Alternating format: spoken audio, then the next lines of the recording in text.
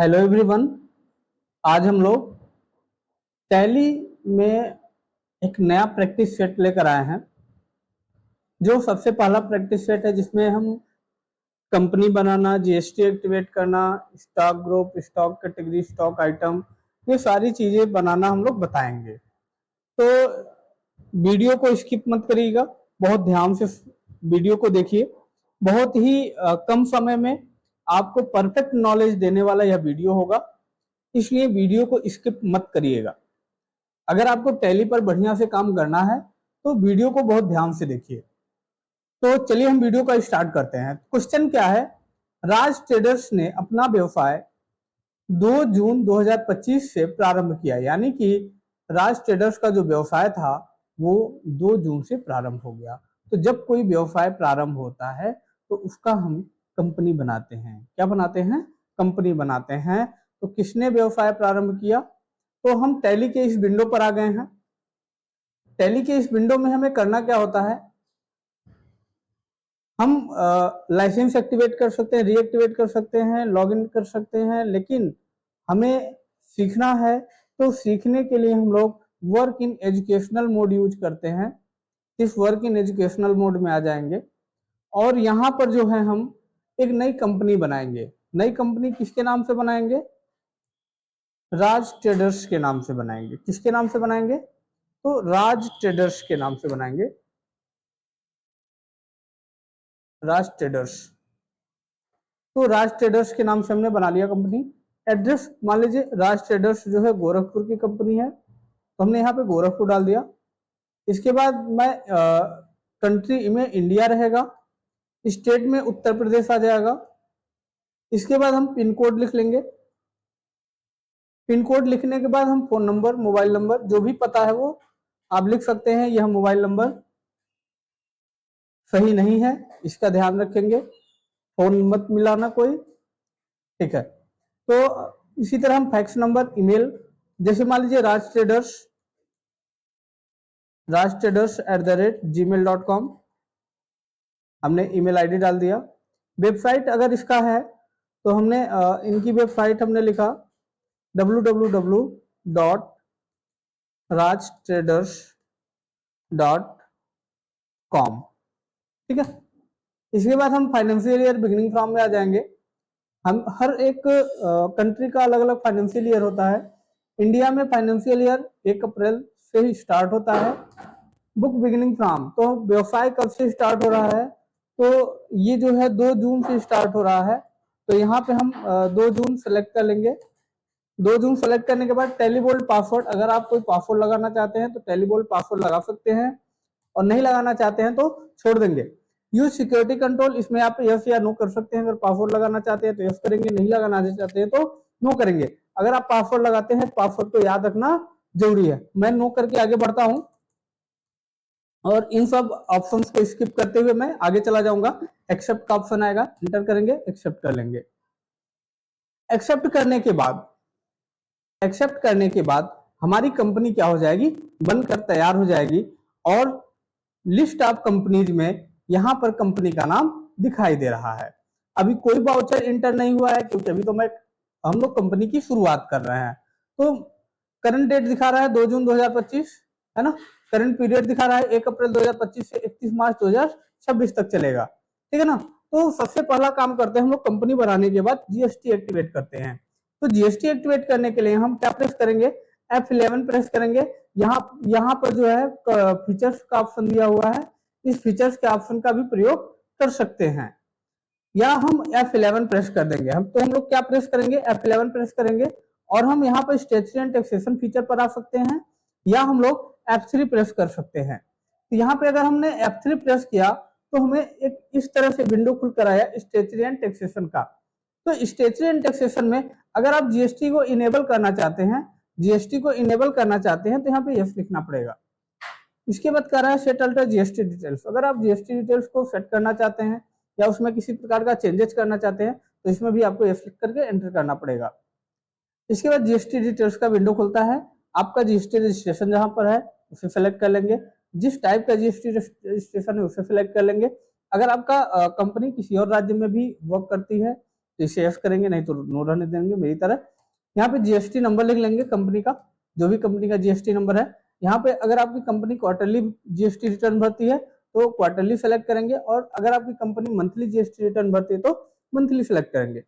E-way bill applicable, हाँ e-way bill अगर आप बनाना चाहते हैं तो ईवे बिल अप्लीकेबल कर लेंगे।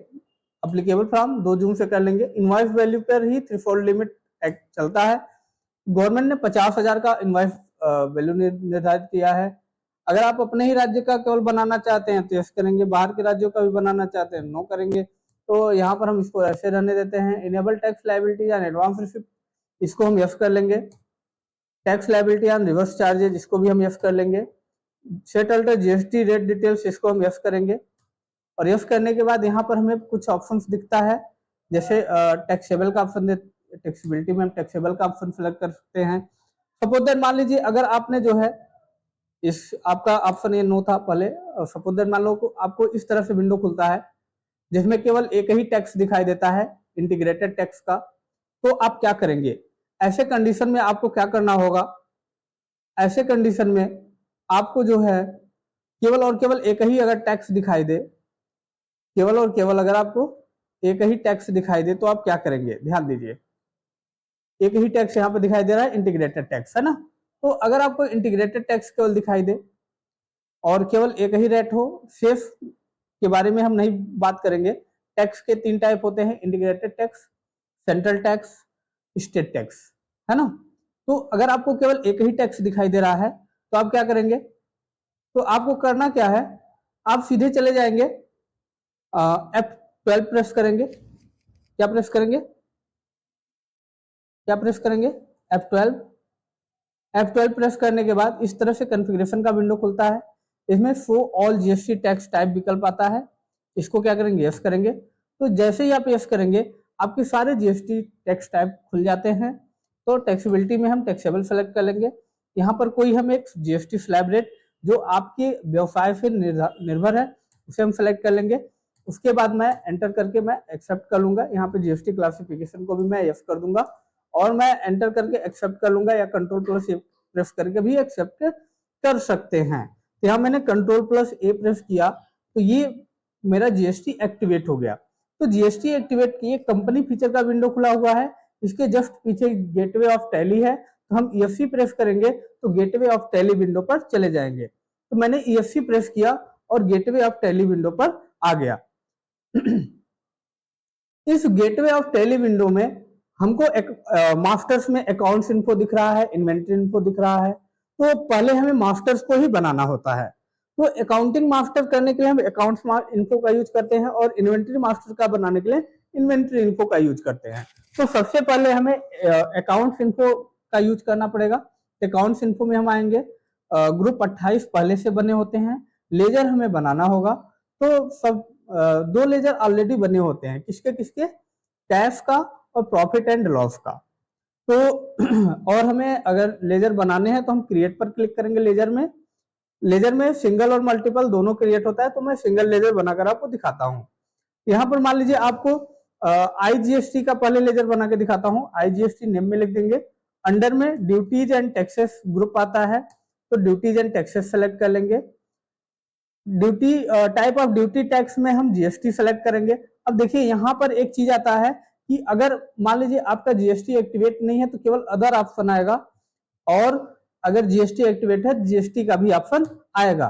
तो अगर आप में जीएसटी का ऑप्शन नहीं आ रहा है तो आप तुरंत जीएसटी एक्टिवेट करेंगे। चलिए अब यहाँ पर हम टैक्स टाइप में किस टाइप का आईजीएसटी है, तो IGST integrated goods and service tax है, तो ये इंटीग्रेटेड टैक्स है।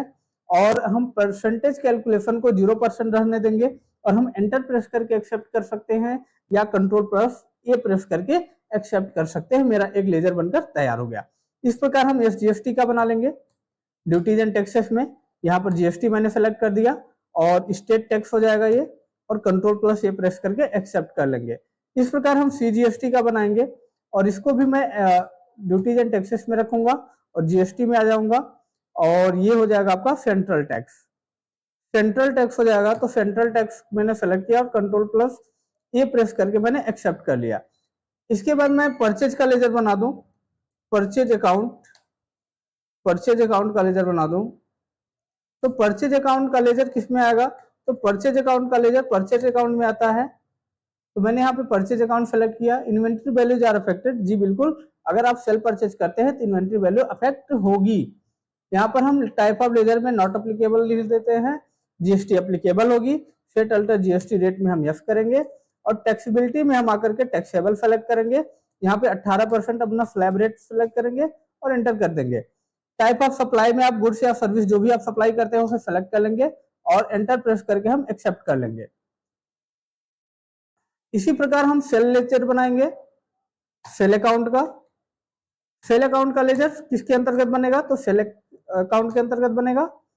सेम टू सेम जैसे आपने परचेज बनाया था उसी तरह से आपको जो है सेल का भी बनाना है। टैक्सेबिलिटी में हम आएंगे, टैक्सेबिलिटी में हम आएंगे तो टैक्सेबल आपको सेलेक्ट करना ही पड़ेगा। 18% का स्लैब रेट हम देंगे और हम यहाँ पर हम गुड्स सेलेक्ट करके Ctrl+A प्रेस कर देंगे। इसके बाद सपोज दैट जो है मुझे जो है कुछ लेजर्स और बनाने हैं। जैसे आपने यहाँ पर जो है क्वेश्चन बैंक में देख रहे हैं कि व्यवसाय प्रारंभ करते समय निम्न बैलेंस थे। व्यवसाय प्रारंभ करते समय कौन कौन से बैलेंस थे? तो कैश के लेजर में कितना था? 50,000 रुपए था। पीएनबी के लेजर में कितना था? 15,000 रुपए था। और कुछ स्टॉक आइटम्स थे। तो पहले मैं लेजर की बात कर लूं तो कैश का लेजर पहले से बना होता है। कैश का लेजर पहले से बना होता है तो उसे देखने के लिए हम ESC बटन प्रेस करेंगे और बाहर आ जाएंगे। तो लेजर के ऑप्शन में जब हम आएंगे तो यहाँ क्रिएट, डिस्प्ले और अल्टर 3 ऑप्शन होता है। हम अल्टर में आ जाएंगे और अल्टर में हम सीधे कैश के लेजर पर हम क्या करेंगे? एंटर करेंगे और हम सीधे आ जाएंगे कहां पर? ओपनिंग बैलेंस में। कहां पर आएंगे? इंटर प्रेस करते हुए ओपनिंग बैलेंस में आएंगे और यहाँ पर हम 50,000 एंटर करके एक्सेप्ट कर लेंगे। तो ये आपके जो कैश का लेजर था उसमें 50,000 का अमाउंट इंटर हो गया है। इसके बाद जो है हम अगले क्वेश्चन पे अगर ध्यान दें तो अगला क्वेश्चन क्या है कि पीएनबी बैंक में 15,000 की ओपनिंग बैलेंस रखना है। तो पीएनबी बैंक का भी हमें एक लेजर बनाना पड़ेगा। पीएनबी बैंक का भी हमें एक लेजर बनाना पड़ेगा। तो पीएनबी बैंक का लेजर बनाने के लिए हम क्या करेंगे? सीधे अकाउंट्स इन्फो में एंटर करेंगे, लेजर पर आएंगे और क्रिएट ऑप्शन पे क्लिक करेंगे और यहाँ पे हम पीएनबी बैंक एंटर किया।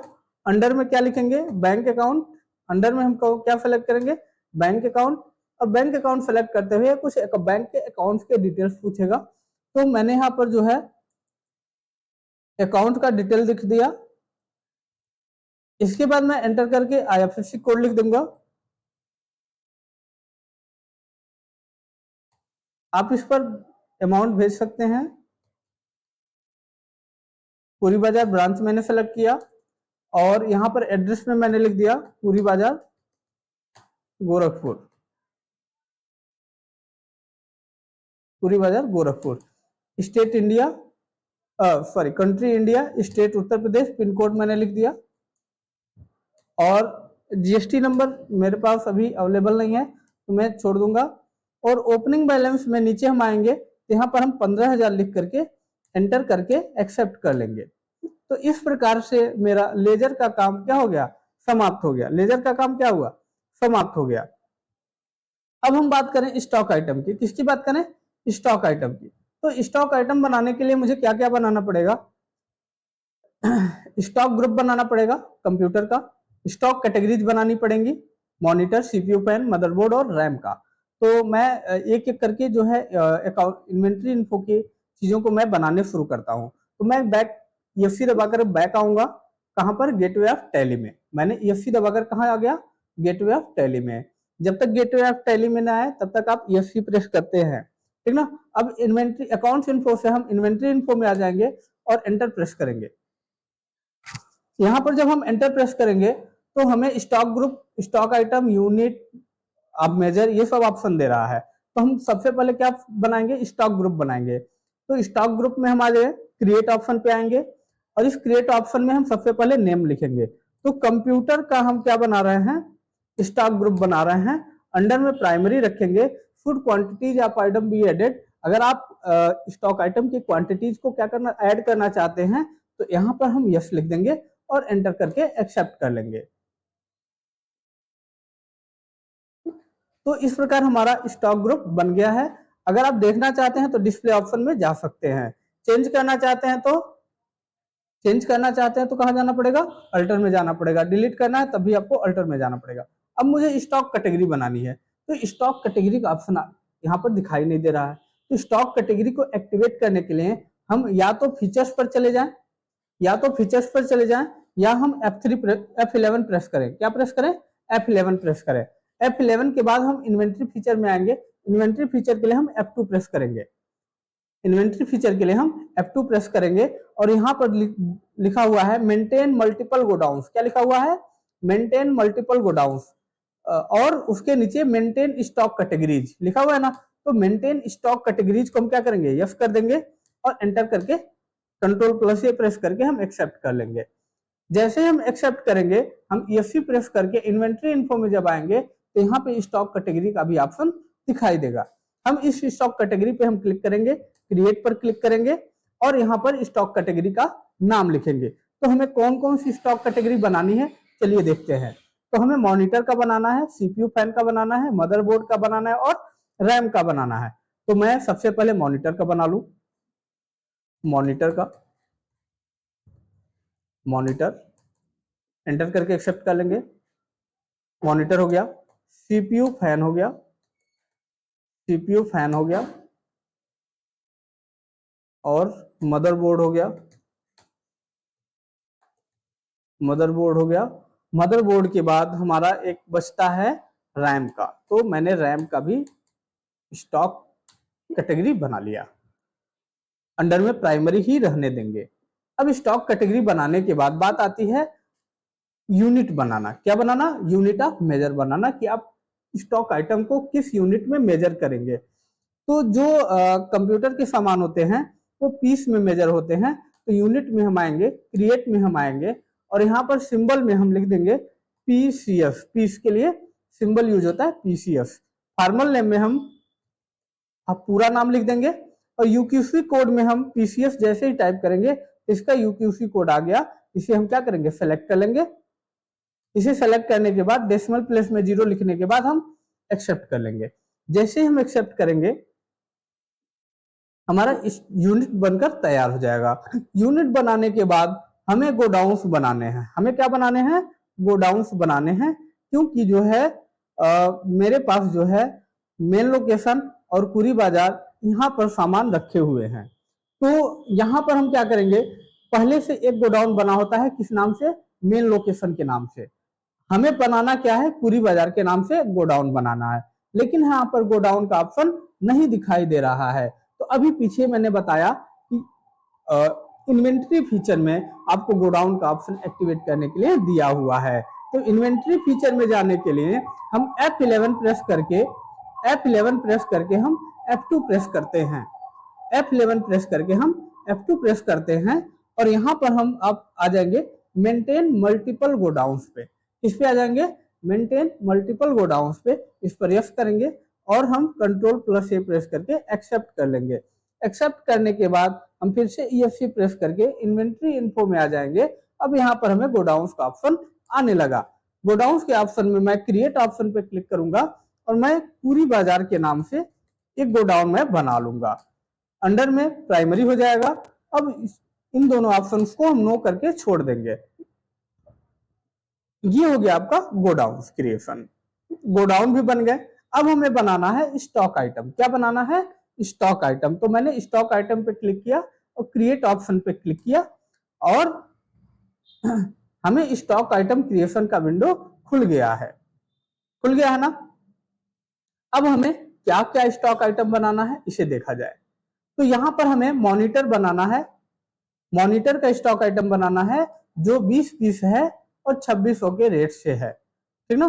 तो हम मॉनिटर का बनाएंगे। किसका बनाएंगे, मॉनिटर का बनाते हैं। तो मॉनिटर में हम आ जाते हैं, कंप्यूटर सेलेक्ट कर लेंगे, कैटेगरी में हम मॉनिटर सेलेक्ट कर लेंगे, यूनिट में हम PCS सेलेक्ट कर लेंगे, GST एप्लीकेबल रहने देंगे, सेटल्ड GST डिटेल यस कर देंगे और यहाँ पर हम जो टैक्सेबिलिटी है उसमें टैक्सेबल सेलेक्ट करके इलेक्ट्रॉनिक्स आइटम पे 18% का स्लैब रेट लगता है, तो मैंने 18% सेलेक्ट कर लिया। सप्लाई जो है गुड्स की है, एमआरपी हम नहीं लिखेंगे इस पे, तो नो रहने देंगे। आगे जब हम आएंगे तो हमें पूछ रहा है क्वांटिटी। क्या पूछ रहा है? क्वांटिटी। तो कितनी क्वांटिटी थी? मॉनिटर 20 पीस था। कितना पीस था? 20 पीस था। कितने के रेट से था? कितने के रेट से? 2600 के रेट से। और कहां पर था? मेन लोकेशन में था। कहां पर था? तो मेन लोकेशन पे था। तो यहाँ पे लिस्ट ऑफ गोडाउन खुल गया और यहाँ से मैं मेन लोकेशन सेलेक्ट कर लूंगा। क्वांटिटी 20 पीस, 2600 के रेट से, और अमाउंट हमारा आ गया और हम इसे एक्सेप्ट कर लेंगे। हमारा मॉनिटर का स्टॉक आइटम बन गया। अब अगला स्टॉक आइटम हमें किसका बनाना है, तो हम फिर से देखते हैं। आइए चलिए स्टॉक अपने प्रैक्टिस सेट में। तो हमें बनाना है सीपीयू फैन का। कहाँ बनाना है? सीपीयू फैन का। कितना पीस है? 10 पीस है। 430 रुपए के रेट से पूरी बाजार में है। तो मैंने बनाया सीपीयू फैन का, और यहाँ पर मैं कंप्यूटर सेलेक्ट कर लूंगा। कैटेगरी में मैं सीपीयू फैन, और यूनिट में पीस सेलेक्ट करूंगा। जीएसटी एप्लीकेबल एप्लीकेबल रखेंगे।